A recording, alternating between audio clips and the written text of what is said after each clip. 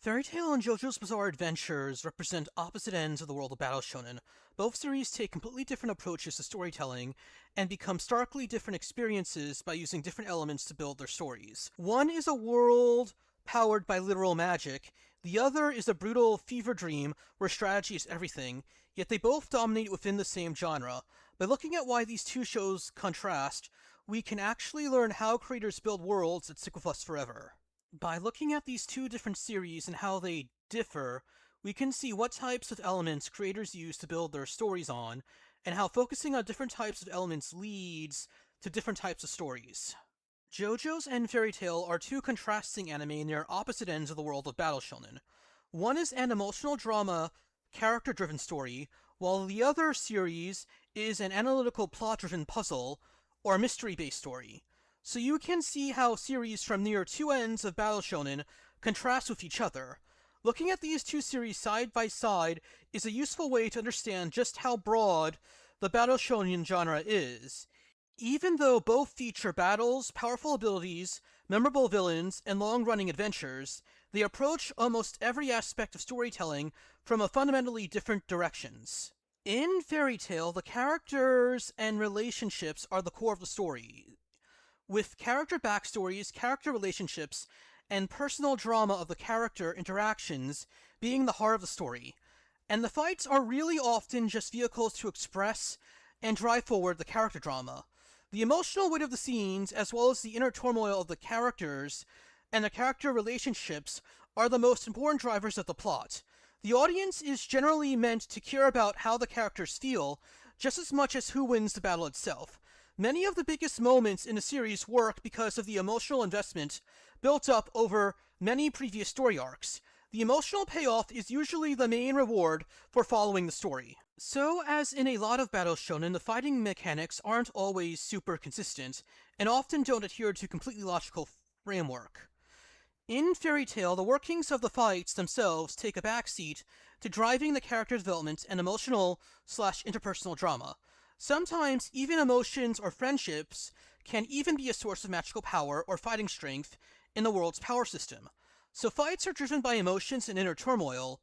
This means that the emotional state of the characters can often matter just as much as anything else.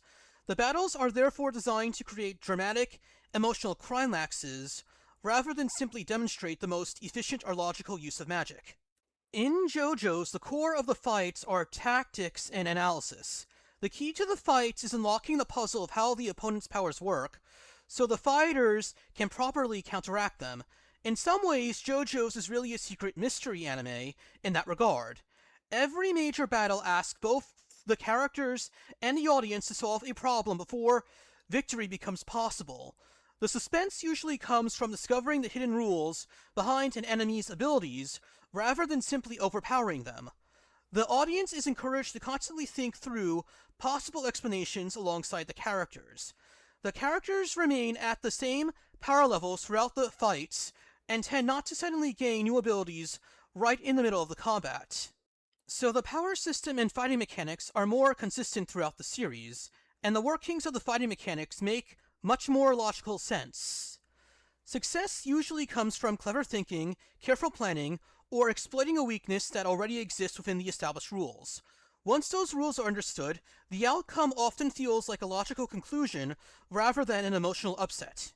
While of course there is friendship and bonds in JoJo's, and some characters have important backstories, it is not the main driver of the plot. A lot of important characters don't really have much of any significant backstory, and the camaraderie of the characters is there in the background, rather than being a central driver of the story. The relationships certainly make the cast more enjoyable, but they are usually not the force that determines how the major conflicts play out.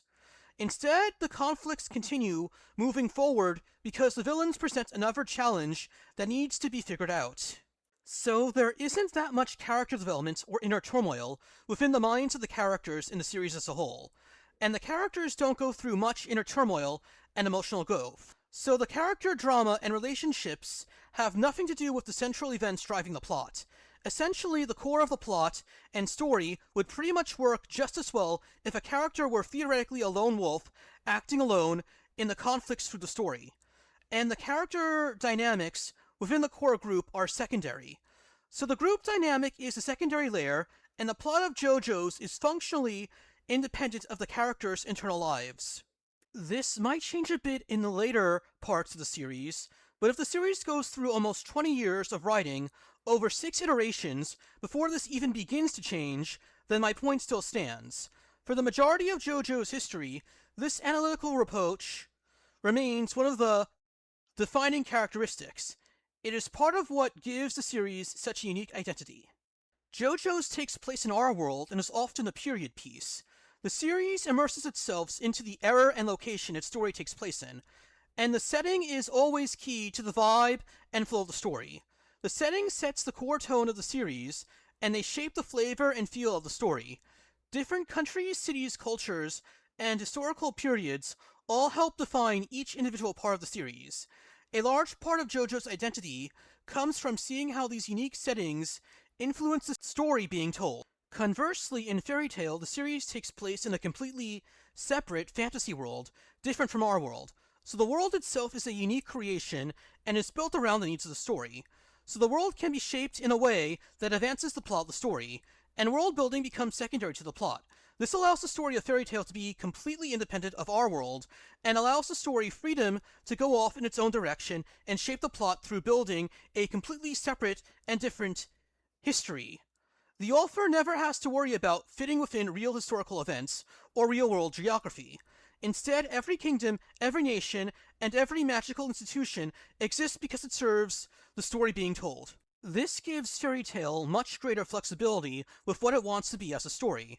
So the setting is shaped by the story rather than the setting playing a significant role in shaping the story, as in JoJo's. So the setting shapes the story in JoJo's in contrast to Fairy Tail. Neither approach is the only answer, but they create very different storytelling possibilities.